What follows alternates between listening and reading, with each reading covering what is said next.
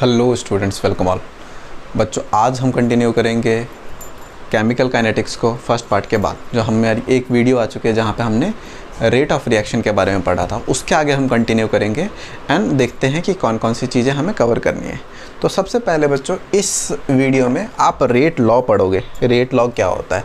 तो rate law पे जाने से पहले मैं थोड़ा सा पीछे कॉन्टेक्स्ट दे दूँ कि हमने ये पढ़ा था बच्चों अभी तक कि जो हमारा रेट होता है किसी रिएक्शन का, ठीक है, या तो उसको आप डिसअपेयरेंस ऑफ रिएक्टेंट या तो आप अपीयरेंस ऑफ प्रोडक्ट के फॉर्म में रिप्रेजेंट कर सकते हो। और मैंने ऐसे भी बताया था कि अगर कोई क्वेश्चन आता तो आप उसको किस तरीके से रिप्रेजेंट करते हो। जैसे सपोज सिंपल एक क्वेश्चन है कि H2 + O2 gives water H2O। अब इसको मैं बैलेंस कर लेता हूँ तो आपको पता है। अब अगर आपको इसके लिए बोला जाए कि रेट इक्वेशन लिखो तो आप क्या करोगे, -d H2 कम हो रहा है अपॉन टाइम के रिस्पेक्ट में, लेकिन किससे आप इसको डिवाइड कर देते हो 1/2 से। ठीक है, 1/2 की जगह मैं सीधे 2 से डिवाइड कर देता हूँ। दैट मीन्स कि आपको मैं पहले ही बता चुका हूँ कि जब भी स्टिचियोमेट्रिक कोफिशिएंट होता है वो उतने नंबर से डिवाइड हो जाता है। इसका रीज़न मैं बता चुका हूँ पिछले वीडियो में, आप पिछला वीडियो चेक कर सकते हो। फिर दोबारा O2 रिएक्टेंट है तो ये फिर दोबारा डिसअपेयरेंस ऑफ O2 होगा, और यही किसके बराबर होगा, अपीयरेंस ऑफ H2O के बारे में, H2O। तो ये क्या हो जाएगा, D+ हो जाएगा यहाँ पे H2O अपॉन में dt। तो ये चीज़ आपको पता है कि किस तरीके से हम एक गिवन इक्वेशन के लिए रेट इक्वेशन लिख सकते हैं, और इसके बेसिस पे क्वेश्चन मैंने बताया था लास्ट वीडियो में कि किस तरीके से आप कर सकते हो कि किसी एक का दे रखा है कंसंट्रेशन, आप इक्वेट कर दो अगर दूसरे का अपीयरेंस या डिसअपीयरेंस पता करना है आपको। बट क्वेश्चन अभी भी ये चीज़ है बच्चों कि हमने बोला था केमिकल काइनेटिक्स में ये चीज़ हम पढ़ते हैं कि कोई रिएक्शन फास्ट क्यों होता है, स्लो क्यों होता है। यहाँ पे मेरे को ये तो पता चल गया कि रेट क्या है, बट वो जो रेट है वो किस किस चीज़ों पे डिपेंडेंट है, किस चीज़ की वजह से फ़र्क पड़ता है कि कोई रिएक्शन जल्दी होता है या स्लो होता है, उन सारी चीज़ों पर अभी हमारे पास बहुत सारे क्वेश्चन हैं। तो इस चीज़ को समझने के लिए जो हमारा नेक्स्ट टॉपिक है that is factor affecting rate. That is factor affecting rate of reaction. और इस चीज़ को समझने के लिए हमें क्या पढ़ना पड़ेगा, रेट लॉ। बहुत इंपॉर्टेंट टॉपिक है बच्चों रेट लॉ। रेट लॉ कई बार डायरेक्टली इसका एक्सप्रेशन पूछ लिया जाता है पेपर में। रेट लॉ इस चैप्टर का बहुत इंपॉर्टेंट टॉपिक है, ध्यान से कॉपी पर निकाल के रखो और समझने की कोशिश करो क्या है। ठीक है, रेट लॉ क्या है, रेट लॉ की डेफिनेशन क्या है वो मैं लिखवाता हूँ, बट उससे पहले हम एक्सप्रेशन को समझते हैं रेट लॉ बोलता क्या है। तो सपोज़ करो बच्चों एक रिएक्शन है A b C D, जहाँ पे A B C D reactants and product हैं। ये दोनों रिएक्टेंट हैं और ये दोनों प्रोडक्ट है। और बैलेंस्ड केमिकल इक्वेशन में आपने देखा होगा ना, जैसा भी हमने पीछे देखा 2H2O, तो वो जो 2, 1 वो जो भी नंबर होते हैं बैलेंस्ड केमिकल इक्वेशन में स्टिचियोमेट्रिक कोफिशिएंट वो small a b c d है। ये है। तो होता क्या है, रेट लॉ क्या कहता है कि जो रेट ऑफ रिएक्शन होता है, रेट ऑफ रिएक्शन क्या हो गया आपका -dr/dt या dp/dt, वो जो चीज़ है वो डायरेक्टली प्रोपोर्शनल होती है रिएक्टेंट के कंसंट्रेशन के प्रोडक्ट पे raise to some stoichiometric coefficient. अब ध्यान से सुनना क्या बोल रहा हूँ मैं। बोलता है कि जो रेट होता है, कोई रेट किस चीज़ पे डिपेंडेंट होता है, फास्ट है स्लो है, वो कंसंट्रेशन पे। ऑब्वियसली बात है बच्चों, प्रोडक्ट तो नहीं बना है ना, तो मैं किस पे बात करूँगा, रिएक्टेंट के कंसंट्रेशन पे हमेशा। तो मेरे पास इनिशियली रिएक्टेंट है, जब रस्टिंग ऑफ आयरन होना है तो रस्ट तो बाद का प्रोडक्ट है ना, वो किस चीज़ पे डिपेंड कर रहा है। पहले तो आप ये देखोगे कि आपके पास रिएक्टेंट क्या है। तो आप हमेशा बोलते हो कि रेट लॉ ये बोलता है कि जो रेट ऑफ इक्वेशन होती है वो डायरेक्टली प्रोपोर्शनल होती है किसके बच्चों, product of concentration of reactant. A and B reactant है, इसका कंसंट्रेशन का प्रोडक्ट मतलब multiplication raise to some stoichiometric coefficient. ध्यान से सुनना, स्टिचियोमेट्रिक कोफिशिएंट AB है, लेकिन मैंने यहाँ पे XY लिखा है। क्यों? क्योंकि ज़रूरी नहीं है कि ये x A के बराबर हो या ये y B के बराबर हो। तो आपका क्वेश्चन है, आप ये क्वेश्चन पूछ सकते हैं ऐसा क्यों होता है। इस पे बाद में आते हैं, जब हम ऑर्डर ऑफ रिएक्शन पढ़ेंगे तो और ज़्यादा एक्सप्लेन करूंगा मैं इसका। लेकिन फिलहाल के लिए मान के चलो कि ये x की वैल्यू और y की वैल्यू A और B के बराबर हो भी सकती है और नहीं भी हो सकती है। ठीक है, इट डिपेंड्स, किस चीज़ पर डिपेंड करता है कि सेम हो सकते नहीं हो सकते, उन सब चीज़ों पे भी आते हैं। और जो ये अगर आप प्रोपोर्शनैलिटी हटाते हो तो आप कांस्टेंट लाते हो, ठीक है, और इस कांस्टेंट को आप क्या बोलते हो, रेट कांस्टेंट। क्या बोलते हो बच्चों, रेट कांस्टेंट, ठीक है। के क्या हो गया आपका, रेट कांस्टेंट हो गया, इसी को आप रेट कांस्टेंट बोलते हो। नाउ अब अगर मैं आपसे पूछे कि कोई पूछे आपसे रेट लॉ की डेफिनेशन बता दो, तो सीधे रेट लॉ की डेफिनेशन क्या होगी, दिस इज, लिख लेना, this is a expression in which, this is a expression in which we define rate in terms of product of concentration of reactant raised to some stoichiometric coefficient which may or may not be equal to the stoichiometric coefficient in balanced chemical equation। ध्यान से सुनना, थोड़ा बड़ा है लेकिन simple है। Equation क्या बोलता है, this is an expression in which we define rate in terms of, ये एक ऐसा एक्सप्रेशन है, ये एक ऐसा एक्सप्रेशन है जहाँ पे हम रेट को डिफाइन करते हैं, कैसे, in terms of product of concentration, product of concentration, product of concentration raised to some stoichiometric coefficient, raised to some stoichiometric coefficient X and Y, which may or may not be equal to, जो हो भी सकता नहीं भी हो सकता, equals to stoichiometric coefficient in balanced chemical equation. Balanced chemical equation में जो स्टिचियोमेट्रिक कोएफिशिएंट दिख रहे हैं उसके बराबर भी हो सकता है और उसके बराबर नहीं भी हो सकता। ये अलग चीज़ है कि किस चीज़ पर डिपेंड करता है कि बराबर होगा कि नहीं होगा, लेकिन फिलहाल के लिए हो भी सकता नहीं हो सकता, और दिस इज रेट लॉ।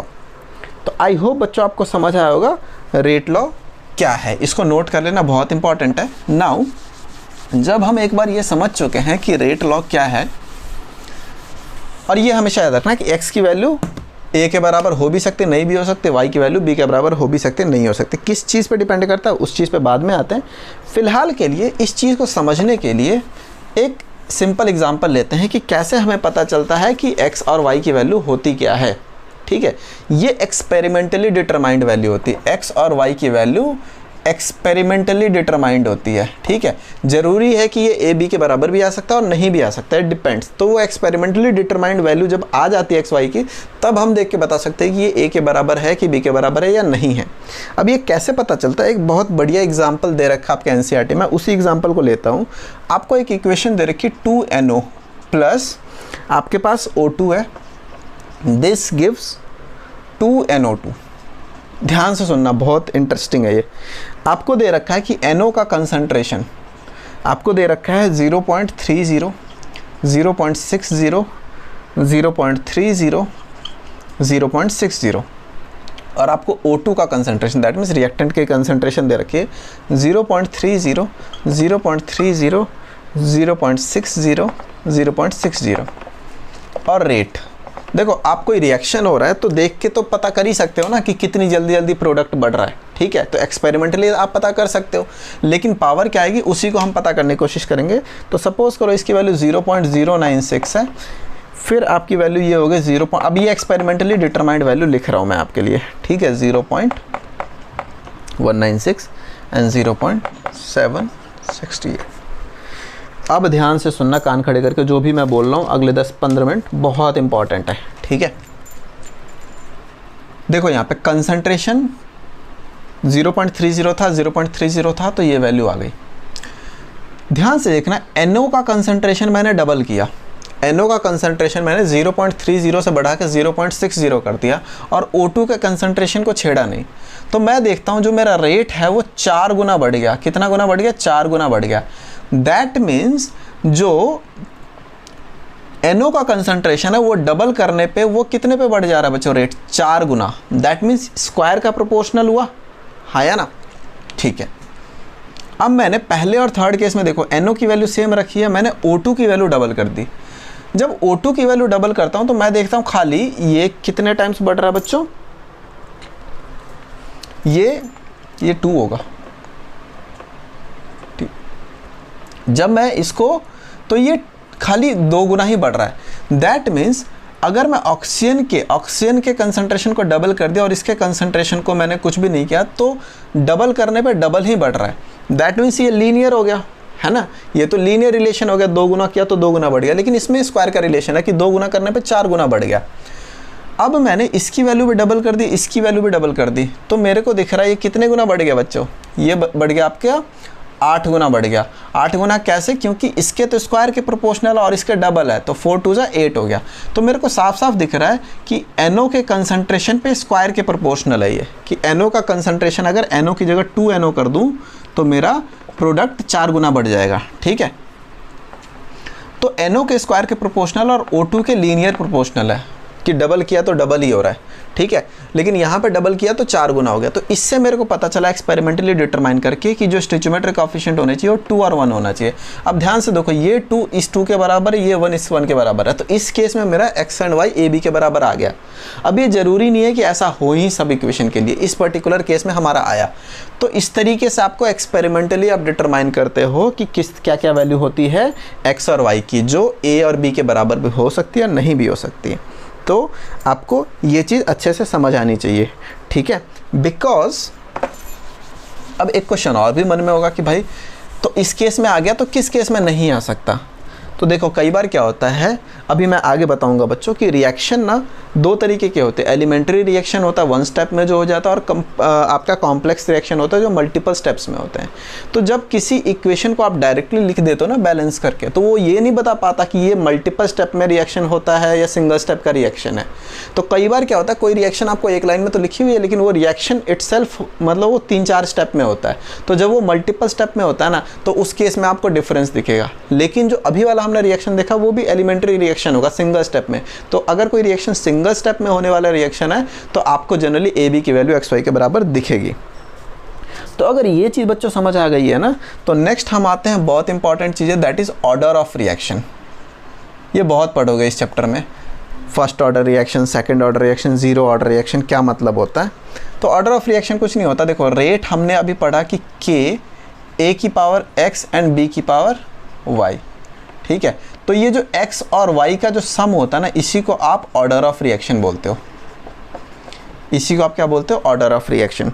ठीक है, तो ऑर्डर ऑफ रिएक्शन का डेफिनेशन क्या होगा, sum of stoichiometric coefficient, sum of power of concentration of reactant in rate law equation. ये आपकी रेट लॉ इक्वेशन है। इस रेट लॉ इक्वेशन में रिएक्टेंट के कंसंट्रेशन की जो पावर है उसके सम को क्या बोलते हैं, ऑर्डर ऑफ रिएक्शन। इतना ही सिंपल है। ऑर्डर ऑफ रिएक्शन क्या होता है कि अगर x और y की वैल्यू, अगर यहाँ पे तीसरा कोई रिएक्टेंट है तो z भी हो जाएगा, उन सब के सम का कंसंट्रेशन क्या होता है आपका, वो ऑर्डर ऑफ रिएक्शन कहलाता है। As simple as that.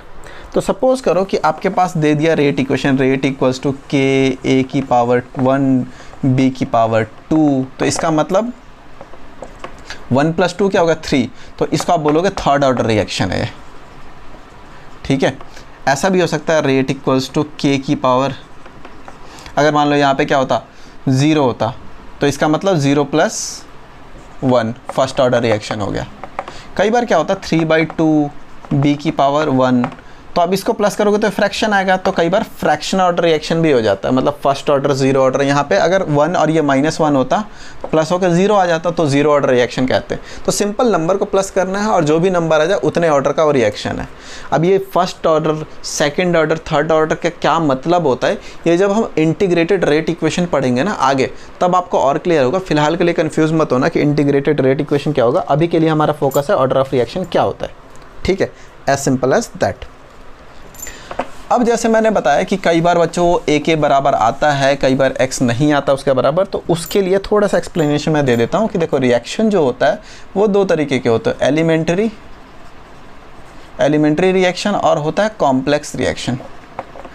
Elementary reaction जो सिंगल स्टेप में होता है, सिंगल स्टेप में मतलब अगर मैंने a to b लिखा है तो और कुछ नहीं हो रहा है इसमें a b के अलावा। लेकिन जो कॉम्प्लेक्स रिएक्शन होता है मल्टीपल स्टेप में होता है, मल्टीपल स्टेप में। तो होता क्या है कि ए से वो पहले बनता है सी, सी से फिर बनता है सपोज बी। अब इसको प्लस करूँगा तो अल्टीमेटली बना तो वो ए से बी, तो आपको लिख के देंगे खाली ए से बी, लेकिन इंटरनली वो पहले सी बी बन रहा है, सी से फिर वापस बी बन रहा है। तो अगर आप देखो, आप लोग 12th में हो, आपने हेस लॉ पढ़ा है थर्मोडायनेमिक्स में, आपको पता है ना कि अगर सपोज इसके लिए कुछ एंथैल्पी ऑफ रिएक्शन है, तो मल्टीपल रिएक्शन के लिए जो एंथैल्पी ऑफ रिएक्शन है वही होता है जो इनिशियल और फाइनल के लिए होता है। तो दैट मीन्स अगर ए टू बी के लिए जो एंथैल्पी ऑफ रिएक्शन है उसकी वैल्यू और ए से पहले सी बना लो, सी से वापस भी बना लो, दोनों का सम करोगे तो सेम आएगा। तो सेम चीज़ है कि आपको दे तो दिया, ये दोनों केस में आपको ये दे दिया, आपको देख के कैसे पता चलेगा कि इस एलिमेंट्री रिएक्शन है कि कॉम्प्लेक्स रिएक्शन है। तो जो सिंगल स्टेप में होता है वहाँ पर जनरली आपको एक्स और वाई की वैल्यू ए बी के बराबर दिख जाती है, और अगर नहीं होता तो नहीं दिखती। ठीक है, तो जैसे हमने NO वाला एग्जांपल दिया था वो ये वाला एग्जांपल था, इसलिए आपको दिख गया। तो आप सिंपल बैलेंस्ड केमिकल इक्वेशन देख के नहीं बता सकते कि वो रिएक्शन किस तरीके का, इसीलिए आपकी वैल्यू कई बार AB के बराबर आती है XY के और कई बार नहीं आती। लेकिन याद रखना ऑर्डर ऑफ रिएक्शन हमेशा जो एक्सपेरिमेंटली डिटरमाइंड वैल्यू है XY की, उन्हीं के सम के बराबर होता है। तो अगर ये चीज़ आपको क्लियर हो गई है तो आज के वीडियो का लास्ट टॉपिक करते हैं, that is unit of rate constant. और बहुत इंपॉर्टेंट है ये यूनिट ऑफ रेट कांस्टेंट।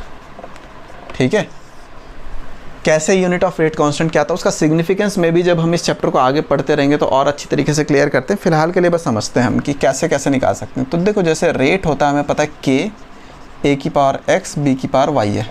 मेरे को रेट कांस्टेंट इसकी यूनिट निकालनी है, तो ये क्या हो गया, रेट डिवाइडेड बाई,